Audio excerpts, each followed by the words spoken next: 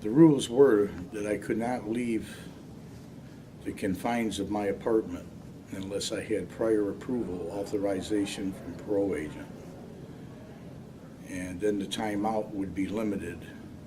I.e., for example, I would get out 2 hours a week, 1 day a week for shopping.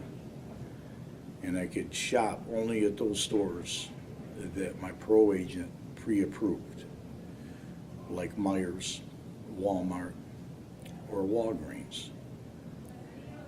I couldn't depart from either of those stores. I had to go there when I was done, then I had to go back to my residence.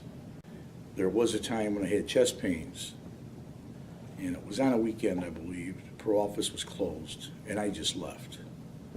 I went to the hospital. I was admitted, and after I got out 3 days later, I was told to report, and when I did, she told me I was okay, that I left under the right circumstances, that was permissible. But, other than that, there was really no movement. Eventually, after about a year, she authorized me to have visits with, to leave social time for 2 hours, to visit my grandkids and daughter. We had to meet at a pre-arranged or pre-planned restaurant. And that restaurant had to be approved by her, the week before or whatever, 2 weeks before.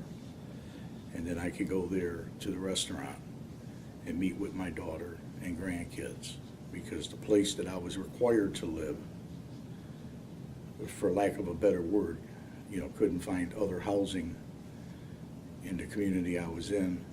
Nobody wanted to rent, to convicted felon, parolee, sex offender, robber, breaking and entering guy. Nobody wanted to rent.